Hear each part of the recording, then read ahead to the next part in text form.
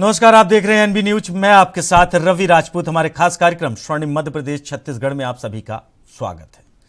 वहीं देश भर में नवरात्रि की धूमधाम से मनाई जा रही है। छत्तीसगढ़ के मुख्यमंत्री भूपेश बघेल भी नवरात्रि के मौके पर गरबा करते नजर आए। इस दौरान उन्होंने पारंपरिक पोशाक भी पहनी हुई थी। नवरात्रि के अवसर पर मुख्यमंत्री आवास रायपुर में खास आयोजन किया गया, जिसमें लोगों के साथ सीएम भूपेश बघेल ने गरबा किया और डांस करते भी नजर आए। सीएम भूपेश बघेल ने कहा कि मुख्यमंत्री निवास जनदर्शन हाल में समग्र गुजराती समाज की ओर से गरबा डांस के आयोजन के दौरान परिवार के सदस्यों के साथ और देवी मां की कृपा सभी प्रदेशवासियों पर बनी रहे।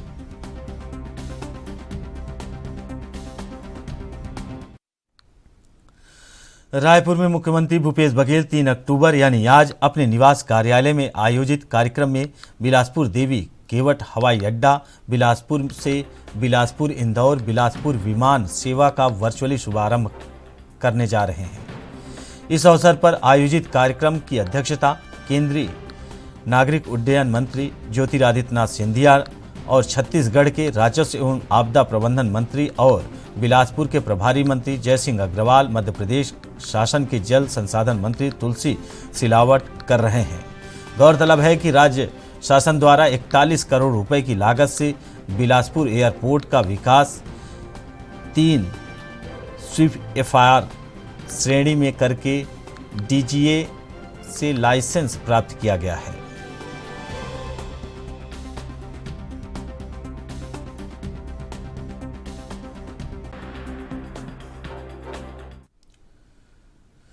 वहीं मध्य प्रदेश में बारिश के बाद भारी तबाही हुई। खेती किसानी बुरी तरह से बर्बाद हो गई। वहीं एमपी के भोपाल में सीएम शिवराज सिंह चौहान ने किसानों को बड़ी राहत दी। दरअसल भारी बारिश के कारण क्षतिग्रस्त फसलों के एक क्लिक के माध्यम से उन्होंने किसानों को राहत राशि वितरित की। इस राशि का वितरण 19 जिलों में किया गया। इस दौरान उन्होंने कहा कि हमने मानसून से पहले ही आपदा प्रबंधन और राहत की योजना बना ली थी। पूरी प्रबंध तंत्र को चुस्त दुरुस्त करने के निर्देश दिए गए थे। बाढ़ और अतिवृष्टि से प्रभावित किसानों के खाते में 202 करोड़ की राशि वितरित की गई। संतुष्ट है, ये प्रसन्नता की बात है, ये हमारी सफलता है। मैं मंत्री जी को, प्रशासन को, पूरी टीम को बधाई दूंगा। नहीं तो ऐसी चीज़ों में चीख पकार बहुत मचती, मेरा रह गया, उसका लग गया, इसने गड़बड़ कर दी, पटवारी ने कर दी। लेकिन हमारे लिए संतोष की बात है कि ऐसी कोई चीज़ नहीं आई।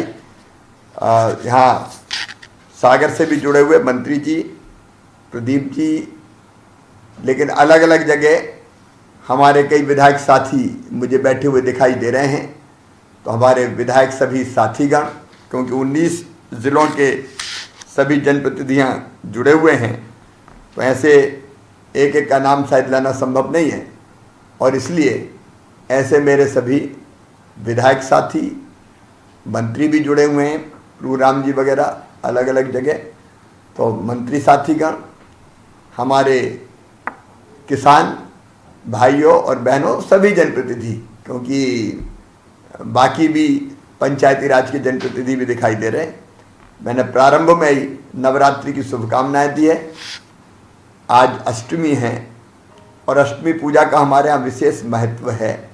तो माँ गौरी की हम पूजा करेंगे और मैया से मैं यही प्रार्थना करता हूँ कि जनता सब सुखी रहे, सब निरोग रहे, सबका मंगल हो, सबका कल्याण हो। सर्वे भवन्तु सुखिनः, सर्वे सन्तु निरामया, सर्वे भद्राणि पश्यन्तु माँ कश्चित् दुःख। कठिनाइयाँ कभी कभी आती है, जैसे समय बाढ़ के बारे में आई।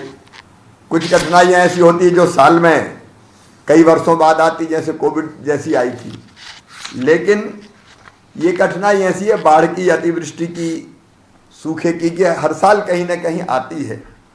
और इसलिए हमारी कोशिश ये है कि जनता पे जब संकट आए तो तत्काल पहली आवश्यकता होती है कि हम लोगों की ज़िंदगी बचाएं।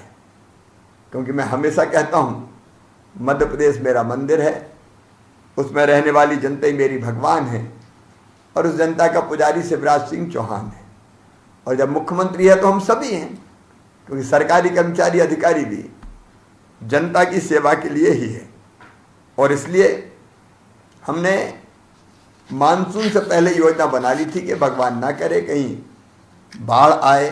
पानी भी कई बार जरूरी रहता है, पानी अगर ज़्यादा नहीं गिरता तो बांध नहीं भरते, हमारे तालाब खाली रह जाते, इसलिए पानी भी जरूरी है। अब इतना नाप तोल के तो गिरता नहीं है कि बिल्कुल उतना ही गिरे जितने में भर जाए, तो कई बार बाढ़ की स्थिति बनता किया था कि आपदा प्रबंधन की पूरी व्यवस्था करें।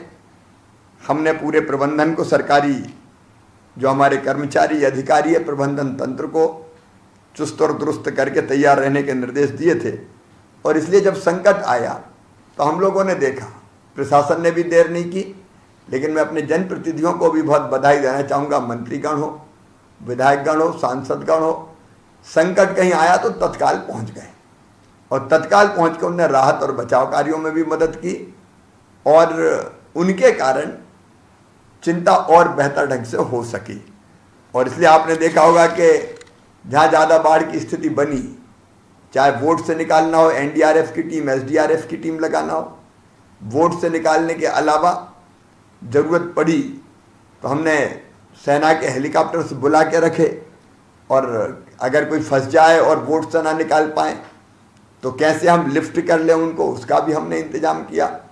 फिर राहत के शिविर, भोजन इत्यादि की व्यवस्था, उसके बाद फिर अस्थायी रहने की व्यवस्था, उसके बाद मलबा हटाने का काम, बाढ़ के बाद शुद्ध पेयजल, दवाइयाँ छिड़काव का काम, ये जितने भी काम होने थे ये हमने युद्ध स्तर पर।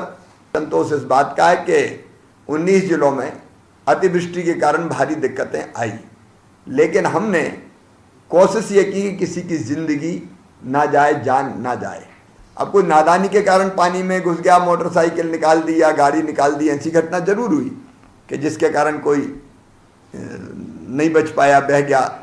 लेकिन घिरे हुए लोगों में से गांव में पानी के कारण डूब के रह गया हो, ऐसी एक भी घटना नहीं हुई। ये माँ की कृपा है और हमारे प्रशासन ने भी, हम सब लोगों ने बहुत बेहतर काम किया। तो एक संतोष इस बात का है कि हमने कोई जिंदगी नहीं जाने दी।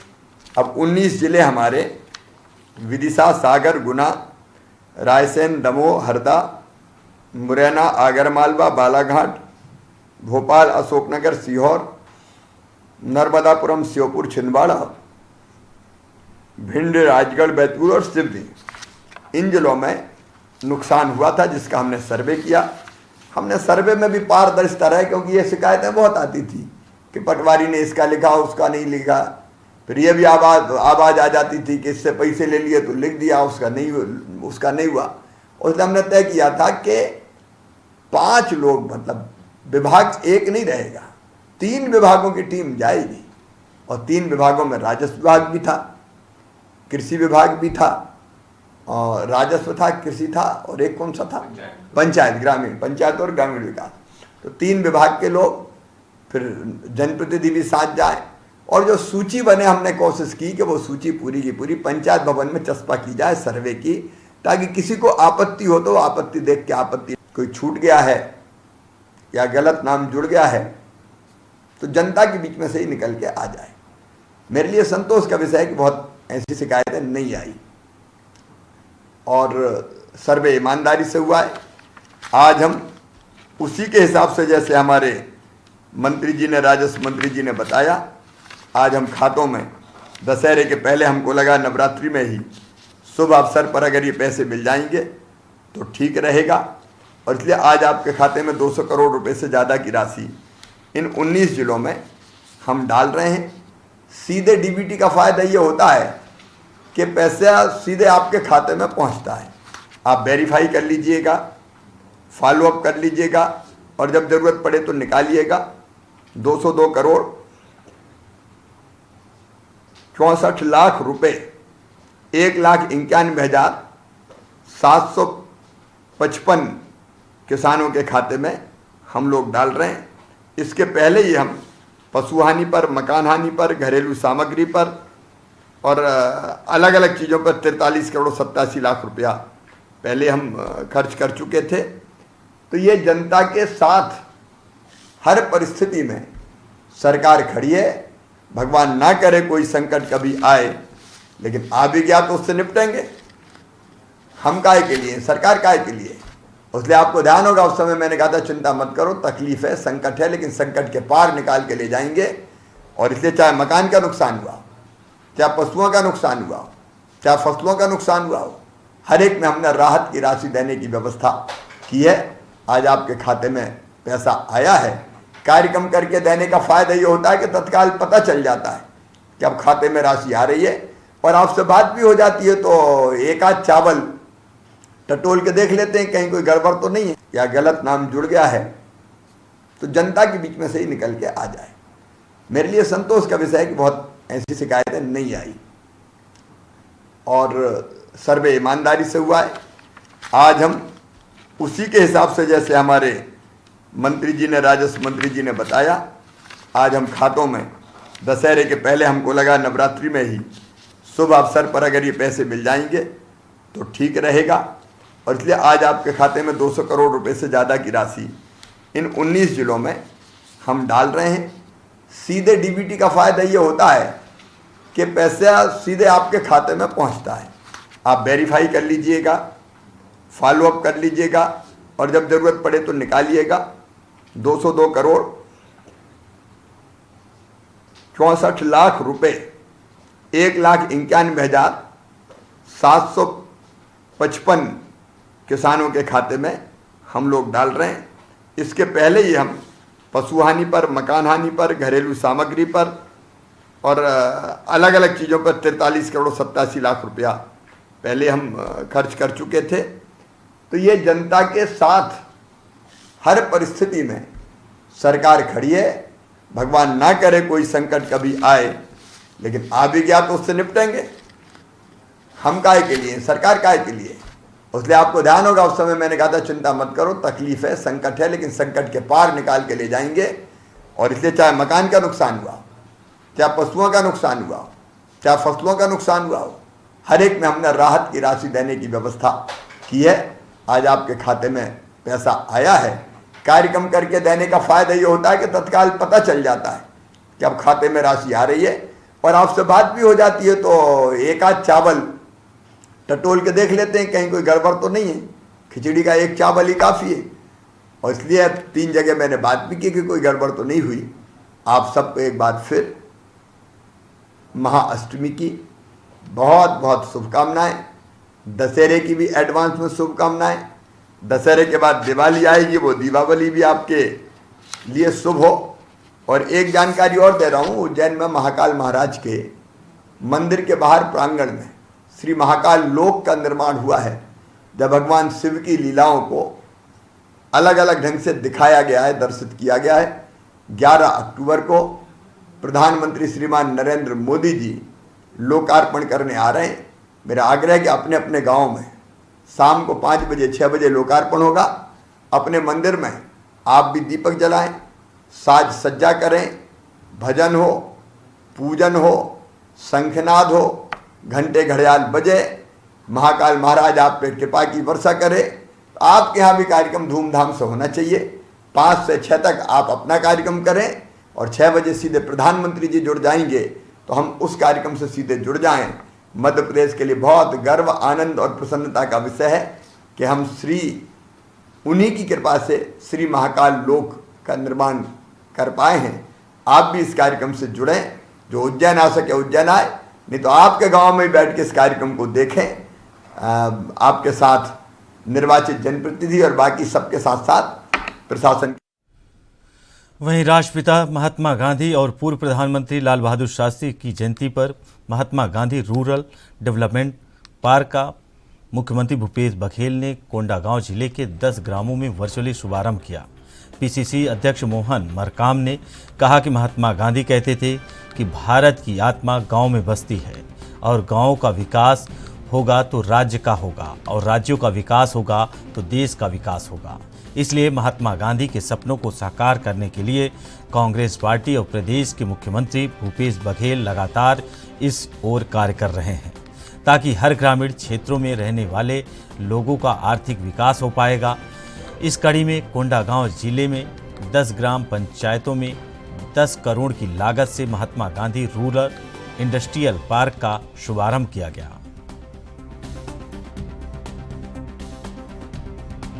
आज पूज्य महात्मा गांधी जी और पूज्य पूर्व प्रधानमंत्री लाल बहादुर शास्त्री जी की जयंती है। इस जयंती के शुभ अवसर पर Mahatma Gandhi rural industry park का आज विधिवत माननीय मुख्यमंत्री जी ने शिलान्यास किया। इस माध्यम से जो ग्रामीण क्षेत्र में रोजगार के अवसर मिलेंगे और लोगों को काम करने का अवसर मिलेगा। इसमें से जितने भी हमारे महिलाएं हैं, उद्यमी हैं, उद्योग लगा सकते हैं, उसका लाभ हमारी सरकार उनको प्रोत्साहित करने के लिए आगे करेगी और हर इंडस्ट्री पार्क के लिए 2 करोड़ रुपए राशि अभी स्वीकृत की है, जो संसाधन भी उपलब्ध कराने का प्रयास कर रहे हैं और लोगों के जीविका का साधन बढ़ने के लिए यह पार्क बहुत लाभदायक सिद्ध होगा और इसमें उद्यमी आएंगे और वो अपने जीविका का साधन बढ़ाने के लिए उद्योग लगाएंगे। जिले में अभी 10 जगहों को चिन्हित किया गया है। 10 जगहों में अलग अलग यूनिट लगाए जाएंगे और वो हमारे स्व सहायता समूह और अन्य उद्यमी भी इसमें भाग लेकर आगे अपने आप को उस। वहीं छत्तीसगढ़ के बालोद जिला कार्यालय में पत्रकार कल्याण महासंघ का भव्य शुभारंभ किया गया। कार्यक्रम के मुख्य अतिथि सुनील यादव, हरीश राठौर, शीतल बंसल और सुधीर सोनी की गरिमामयी उपस्थित रही। सम्मानित अतिथियों के स्वागत अभिनंदन पश्चात मंच स्थित अतिथियों के उद्बोधन में लोकतंत्र के चौथे स्तंभ पत्रकारिता के माध्यम से पत्रकारों की जागरूकता और अथक मेहनत की प्रशंसा की गई।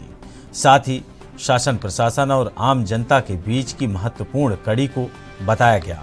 पत्रकार कल्याण महासंघ छत्तीसगढ़ द्वारा जिले की महिला पत्रकार मीनू साहू समेत वरिष्ठ पत्रकार को गणेश शंकर विद्यार्थी अलंकरण सम्मान प्रतीक चिन्ह से सम्मानित किया गया।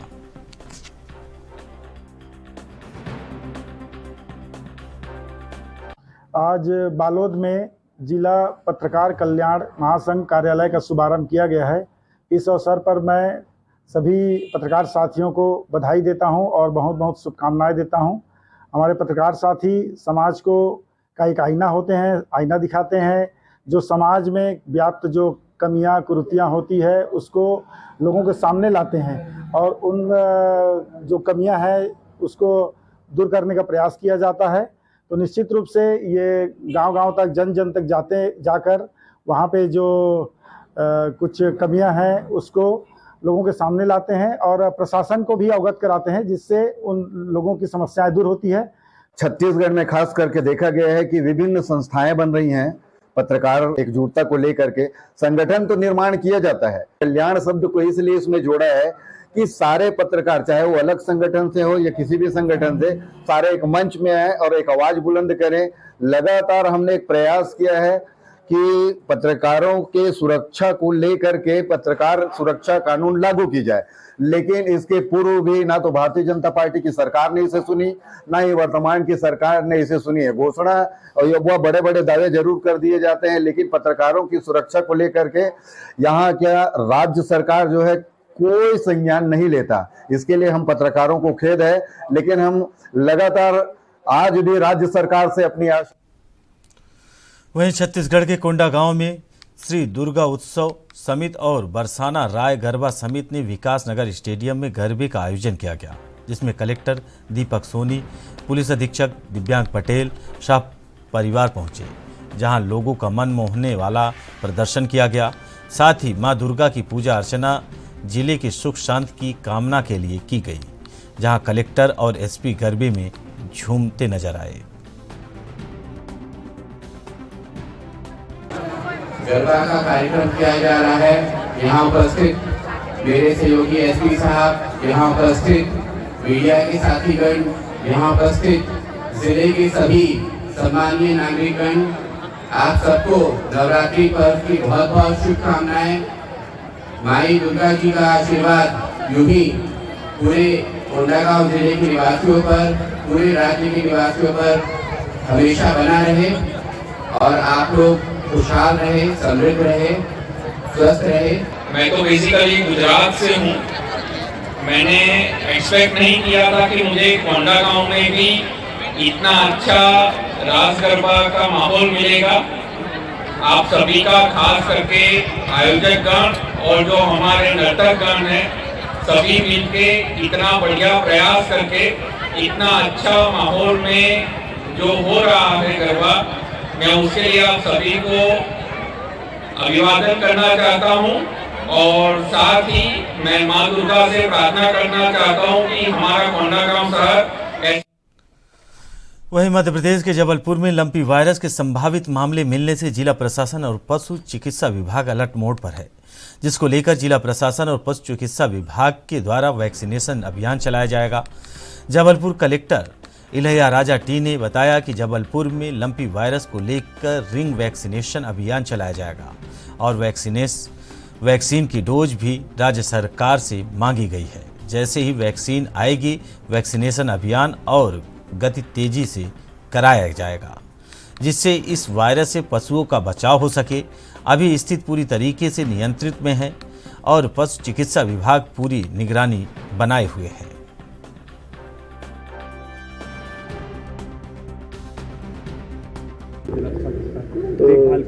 तो उसका इमीडिएटली हम लोग ना वैक्सीनेशन ही है ना, हम लोग है ना फोकस है, रिंग वैक्सीनेशन हमारे ऊपर फोकस है।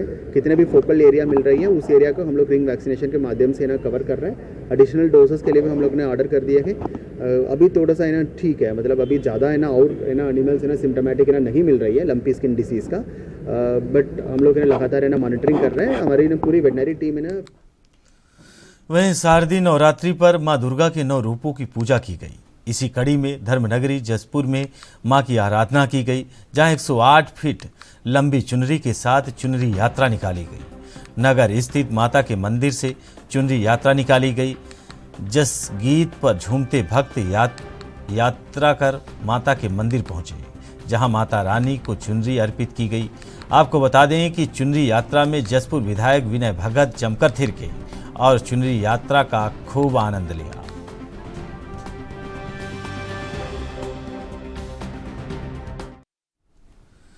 वहीं मध्य प्रदेश के रीवा जिले के भुइया माता मंदिर तकरीबन 100 वर्षों से ज़्यादा पुराना मंदिर है, जहां भारी तादाद में भक्तों की भीड़ लगती है। यहां एक अनोखी भक्ति देखी गई। एक महिला ने माता के दरबार में अपनी जीप चढ़ा दी, जहां मौजूद लोगों ने पुलिस प्रशासन और एम्बुलेंस को सूचना दी, लेकिन जब प्रशासन और एम्बुलेंस मौके पर पहुंची तो स्थानीय लोगों के द्वारा प्रशासन को उल्टे पैर वापस लौटा दिया। स्थानीय लोगों ने कहा कि हमारी माता ही समस्या का समाधान करेंगी।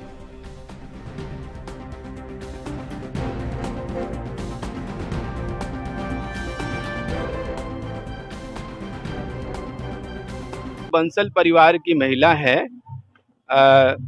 राजकुमारी बंसल उनका संभवतः नाम है, और सुबह 5 बजे के आसपास जब मंदिर खुला है उसी समय वो आई हैं और उन्होंने आकर के यहाँ पर माँ को अपनी जो है जीप चढ़ा दी थी।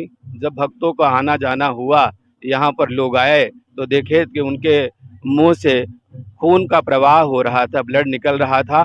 चूँकि कुछ नए लोग थे, इस घटना को देख करके उनको थोड़ा सा संशय हुआ कहीं कोई दिक्कत ना हो जाए, तो तुरंत प्रशासन को सूचना दी गई, पुलिस प्रशासन को सूचना दी गई, एम्बुलेंस को सूचना दी गई और प्रशासन भी यहाँ आ चुका था, एम्बुलेंस भी आई थी। लेकिन माँ के चमत्कार देखिए, माँ की कृपा देखिए कि जो बंसल परिवार के लोग थे उन्होंने कहा कि हमारी माँ पे जो है विशेष आस्था है और हम चाहते हैं कि थोड़ा सा हमें समय दें और माँ की चरणों की कृपा होगी तो उसको पुनः जीव उसको मिल जाएगी। माँ के चरणों की कृपा से उस महिला को, वो उस भक्त को जिसने माँ के चरणों में इतना बड़ा समर्पण किया, उसको जीव जो है मिल गई है और वो सकुशली है। क्या अब ठीक है, वो आई थी 5 बजे सुबह में, हमारे साथ ही आई थी। हमने ये तो हमको पता नहीं थी ये जीप चढ़ाने वाली है, क्या करने वाली, जैसे सब श्रद्धालु आते हैं दर्शन करने के लिए, हमारे समझ में आया ये भी दर्शन करने आई है। हमने माता का श्रृंगार चढ़ाया, आरती किया, चला गया, घर चला गया। घर जाने के बाद ये पता चली कोई महिला ने जीप चढ़ाई है। यहाँ प्रशासन सब आए थे, एम्बुलेंस भी आई, लेकिन ये हुआ तो भी वो बंसल समाज के लोग बोले हमें हमको थोड़ी समय दीजिए, अभी तो हुआ है और हो गया। थोड़ी देर बाद प्रशासन के जाने के बाद माता रानी ने उनको जीत दे दिया। अब ठीक है, स्वस्थ हैं।